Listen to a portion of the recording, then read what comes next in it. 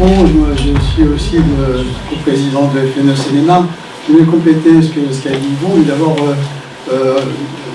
saluer le FIREN parce qu'on a beaucoup travaillé, le FIREN et France Nature Environnement Île-de-France.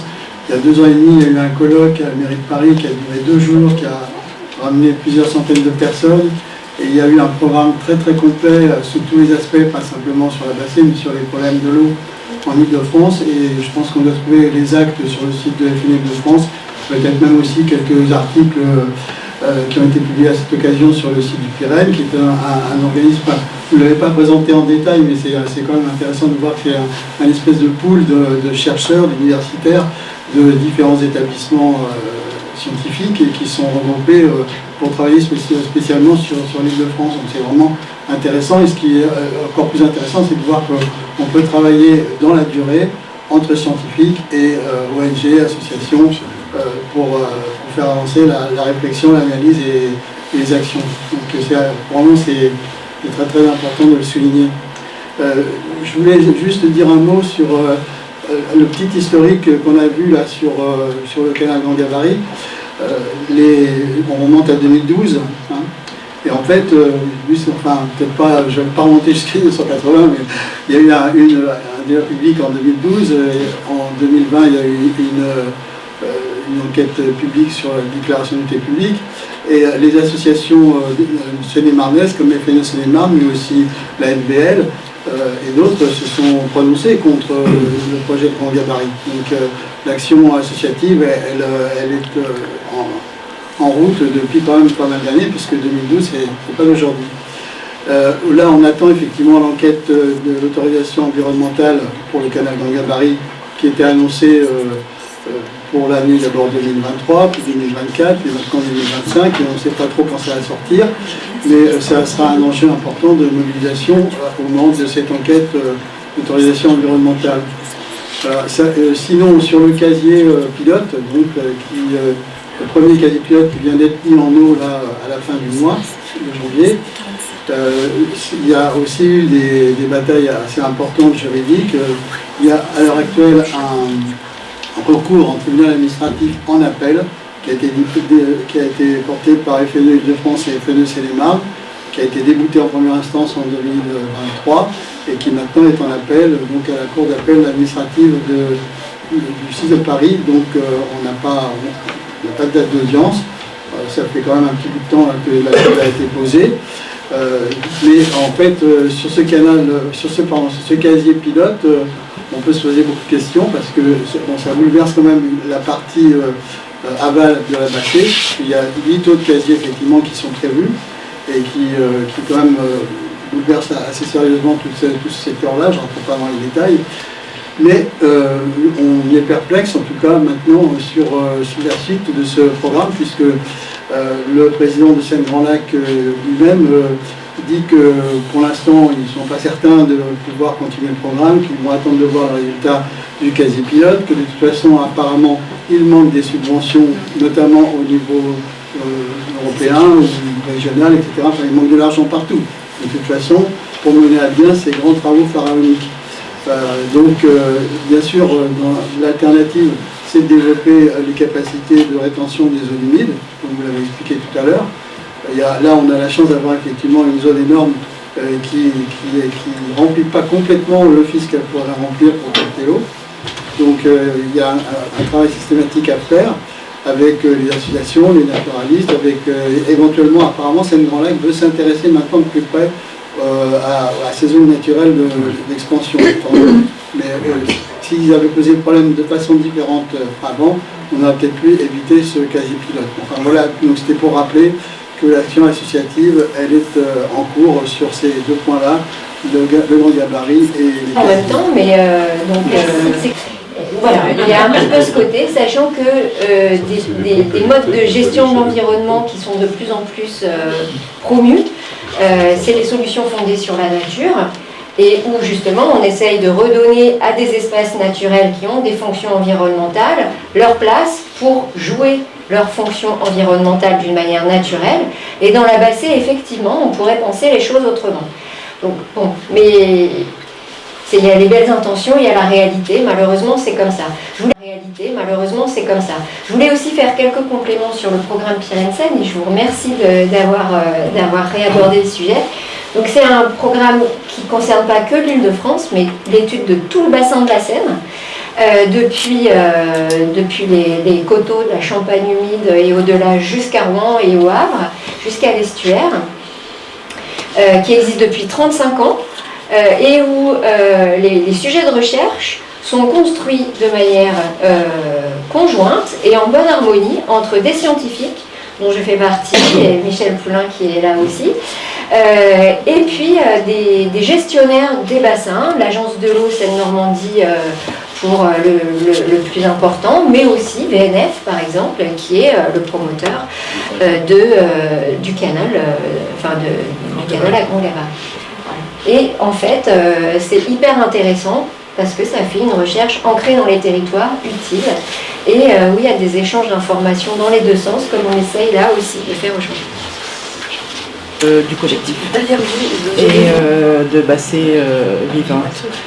Moi, je voulais aborder le sujet du fait que ce projet, quand même, il a mis en place déjà une partie des expropriations de tous les terrains qui sont bordés par ce futur projet.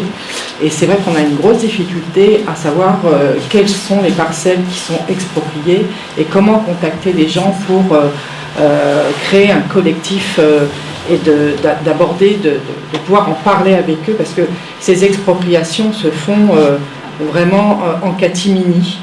Et on aurait besoin effectivement de rencontrer les gens pour pouvoir discuter avec eux et les mobiliser dans ce sujet qui nous inquiète grandement. Voilà. Vous demandez à la secrétaire de mairie ou au maire, ils vont vous donner la liste des propriétaires qui sont concernés et qui ont été contactés pour des réunions dans chaque commune. Donc tous les propriétaires actuellement sont recensés dans les communes concernées. Ça, on le sait. Voilà, et donc vous pouvez voir avec eux, disons, et avoir les noms, les adresses et tout. Moi je me présente, je suis l'ancien maire de Grésy-sur-Seine, ancien vice-président de la communauté de communes du Bas-Sémontois et membre de la réserve naturelle de la Bassée. J'ai suivi depuis très longtemps, je pense qu'il y en a qui peuvent témoigner, donc tous les débats qu'il y a pu y avoir depuis une dizaine d'années. J'ai encore des vidéos. Voilà, il y a encore je suis systématiquement intervenu à chaque débat en expliquant qu'il fallait absolument garder les méandres de la Seine. C'était impératif pour ralentir la vitesse de l'eau quand il y avait des problèmes de crue. Bon, à Grésy-sur-Seine, nous avons une petite plage magnifique que beaucoup de communes ici présentes connaissent bien et pratiquent. Je me suis battu pour qu'on la garde. Et la Seine à grand gabarit devait aller tout droit à ce niveau-là et traverser tous les peupliers. Et là, on avait une belle ligne droite. J'ai au moins réussi à obtenir que ça ne bouge pas. Et j'en suis très fier. Madame Duchard, merci beaucoup. Je voudrais saluer le fait qu'il est important qu'il y ait des scientifiques qui s'engagent dans la conservation de la nature.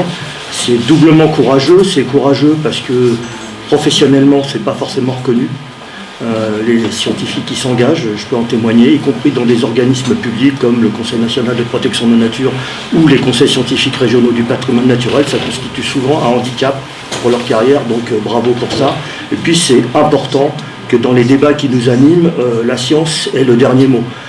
Je dis ça parce que je pense qu'il faut que chacun, collectivement, on fasse la part des choses entre ce qui relève de l'émotivité et ce qui relève de la science. Il faut vraiment qu'on soit extrêmement pointu sur les éléments scientifiques si on veut être entendu par des gens qui, eux, ont des moyens énormes et qui sauront tout à fait contredire ce qu'on pourra leur dire. Alors, je ne vais pas m'étendre trop longtemps et monopoliser la parole, mais par exemple, sur la question des gravières, il faut savoir quand même que rien ne s'est passé par hasard. Tout a une histoire, et cette histoire, elle est en particulier liée à ce que les gens, ils ont voulu de leur territoire. J'ai participé très directement à la création de la réserve naturelle de la Bassée, plus de 800 hectares. J'ai vu mon nom à la peinture sur les routes, on m'a menacé, et la raison, c'est que les gens ne voulaient pas cette réserve naturelle, n'en voulaient pas. Beaucoup d'élus se sont opposés. Beaucoup d'élus qui, aujourd'hui, revendiquent d'être des promoteurs de cette réserve naturelle, se sont battus contre cette réserve. Comme d'ailleurs certains se battent aujourd'hui contre son extension éventuelle. Je rappelle que le préfet de Seine-et-Marne, lors de la première réunion de lancement du projet d'extension de la réserve naturelle pour la partie seine-et-marnaise, a dit « Le projet de réserve naturelle ne se fera qu'à la condition qu'il ne s'oppose pas au projet de canal à grand gabarit. » Voilà où on en est actuellement. Deuxièmement, je voudrais quand même dire que c'est tout à fait difficile pour vous, en si peu de temps, d'avoir tout évoqué, mais il y a un point qui me paraît clé, qui n'a pas forcément été complètement dit dans votre exposé, c'est que la Bassée se compose de 2 parties essentielles, avec un point rotule qui est la commune de Bray-sur-Seine. À l'amont de Bray-sur-Seine, la Bassée fonctionne encore à peu près naturellement, avec certes l'impact des lacs réservoirs, mais on a des inondations annuelles, voire d'ailleurs qui, comme vous l'avez très justement dit, avec l'augmentation de la pluviosité hivernale, peuvent éventuellement s'étendre jusqu'en mai, juin, et on voit maintenant même des inondations estivales, ce qui n'avait jamais eu lieu par le passé.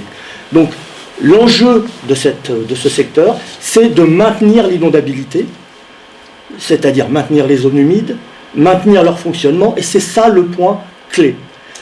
À l'aval, les choses sont totalement différentes. La Bassée ne fonctionne plus naturellement. Tout a été artificialisé. Et quel est l'enjeu? L'enjeu, c'est d'éviter que ça continue. Et l'enjeu, c'est aussi, pourquoi pas, de remettre de l'eau où il n'y en a pas. Alors, je sais que je vais peut-être faire dresser les cheveux sur la tête de certains, mais aujourd'hui, le casier de pilote, il remet de l'eau là où il n'y en a plus. Et il arrête de facto une cabanisation, une dégradation des milieux qui est constatée par tout le monde. Alors, si vous me dites, et vous auriez tout à fait raison, c'est quand même dommage qu'on soit obligé de passer par un casier de ce type-là avec des digues pour empêcher ça, je serais tout à fait d'accord avec vous. Mais à partir du moment où le Qatar préfère acheter des équipes de football plutôt que d'acheter des terrains dans la Bassée pour les maintenir en zone naturelle, ça sera comme ça parce que l'économie est celle que je vous dis. Aujourd'hui, les gens, certains propriétaires, certains élus qui ont des discours environnementaux assez ambitieux, oublie de dire que tous les terrains qui ont été exploités par les carrières l'ont été sans expropriation. Sans expropriation, ça s'est fait de gré à gré, sur la base de documents d'urbanisme qui les ont autorisés. Et dans la partie aval de la Bassée, il n'y aura plus, d'ici 20 ans, de terrains naturels non exploités par les carrières. Et ça, c'est pas les carriers, parce que, je veux dire, moi je ne suis pas ici du tout pro-carrier ou quoi que ce soit, je constate qui aujourd'hui habite dans une hutte en bois? Personne. Qui construit comme des petits cochons une hutte en paille? Personne, tout le monde. Bon, alors vous êtes les seuls, mais je suis quand même bien persuadé que dans votre bâtiment, il y a du béton, il y a du granulat. Et tout le monde peut. 3000 mètres carrés. Non mais je veux dire, grosso modo. Reny, près de Montreuil. C'est 90% qui utilisent des matériaux. Donc en gros, il faut quand même avoir ça en tête. Et je voudrais quand même aussi dire, puisqu'on a parlé, on est quand même aujourd'hui la journée, c'est quand même la journée mondiale des zones humides. Je connais particulièrement bien le sujet puisque c'est moi qui ai fait l'expertise pour le compte du ministère de l'écologie d'environ une quinzaine de sites Ramsar, les derniers sites Ramsar qui ont été créés. Je peux vous dire que les choses ne se font pas par hasard. Il y a un certain nombre de choses qui se font et qui sont liées, par exemple, au fait que la Bassée a vu son statut complètement évoluer de par la création des plans d'eau, notamment dans les 30 à 40 dernières années. Je vous donne tout à fait quitus sur le fait qu'avant, les carrières c'était des troncs qu'on ne remettait pas en état et qui n'étaient pas très intéressantes. Aujourd'hui, c'est factuel ce que je peux vous dire, je peux vous le démontrer. Les gens qui, dans la Bassée, avalent, créent des prairies humides, ce sont les carriers.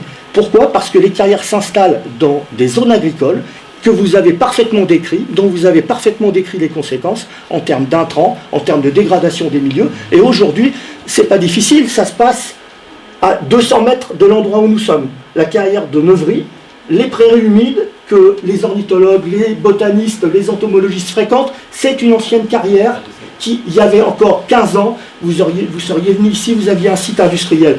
Donc, il ne faut pas non plus se tromper de combat. Moi, je pense vraiment que c'est important. Et pour en revenir au canal à grand gabarit, il y a un point aussi qui n'a pas été évoqué, vous l'avez évoqué, mais ce qui m'y fait penser, c'est ce porte-container là, en haut de votre graphique, c'est qu'aujourd'hui, on est sur un projet qui est complètement daté. Quand VNF nous parle de massification du transport, c'est une hérésie. Aujourd'hui, y compris pour le transport maritime massif, les compagnies réfléchissent à diminuer la taille des unités pour une raison très simple, c'est que ça leur permet d'accéder à des petits ports auxquels aujourd'hui les grandes unités n'ont pas accès, et donc d'être plus proches de lieux de consommation, et donc de diminuer les ruptures de charge et in fine le coût du transport. D'autant que, et c'est pas non plus du tout quelque chose une vue de l'esprit, les bateaux, aujourd'hui, on peut en concevoir à voile, et il y a déjà des projets qui sont en cours. Merci.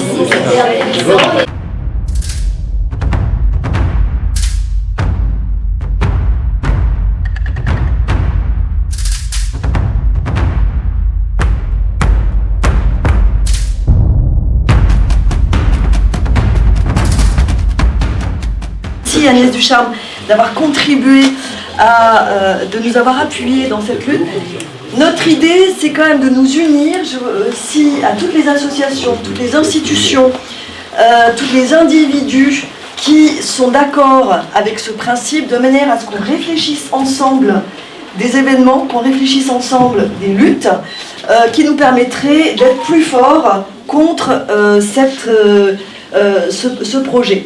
Nous avons 3 objectifs, vous l'avez sur cette petite affiche, qui est un peu difficile à lire, mais on essaie de mettre beaucoup de choses sur pas beaucoup de papier pour écologie.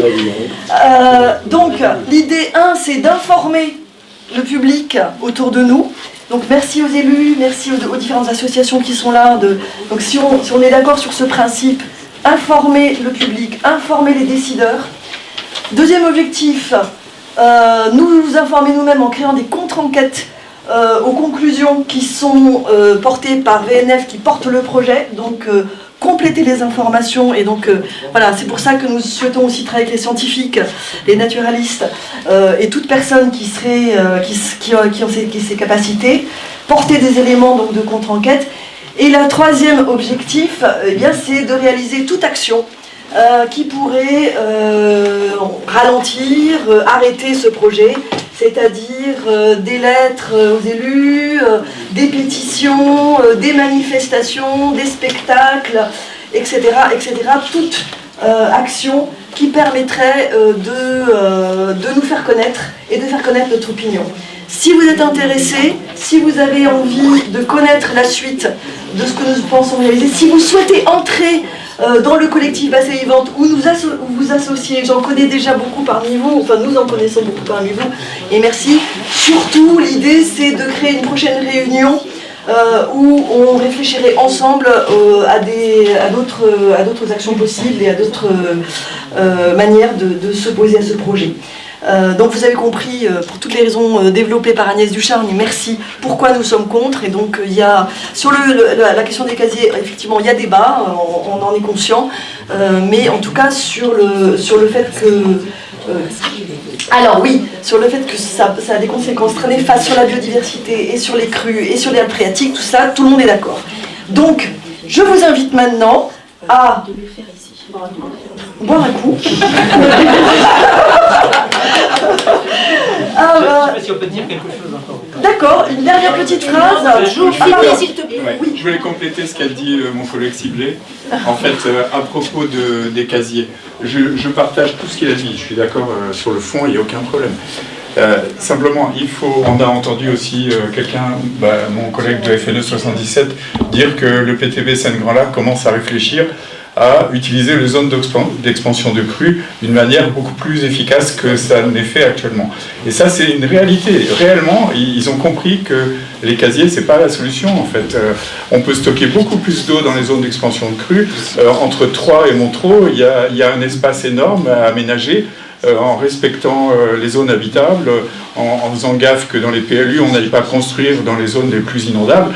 Voilà, il y a moyen d'aménager le paysage, de dépenser éventuellement moins d'argent que ce qui va être dépensé qui pourrait être dépensé pour les 8 casiers, en réfléchissant à des endiguements, à des protections de zones habitables, comme ça a été fait dans la vallée de la Loire depuis très très longtemps, pour mieux stocker l'eau, mieux diminuer, enfin atténuer les crues, puisque en fait ce paysage de toute éternité il est là pour stocker de l'eau au passage des crues. Les habitants étaient habitués à ça, comme c'est le cas dans la vallée de la Garonne et dans la vallée de la Loire. Eh bien aménageons mieux qu'avec des casiers, dépensons l'argent un peu moins bêtement que faire ces 8 casiers pour aménager autrement. J'ai entendu qu'il y a des habitants, des habitantes, des assos, des scientifiques, un ancien élu, mais est-ce qu'il y a des élus actuels présents ici, prêts à se mouiller, à minima pour pouvoir informer et pour pouvoir donner des informations contradictoires, peut-être pour mettre à disposition une salle des fêtes ou un endroit où on pourra être plus nombreux. J'ai entendu que la prochaine fois, il faudrait qu'on puisse être plus nombreux. Donc voilà, moi, ça m'intéresse de savoir s'il y a des élus présents ici aujourd'hui.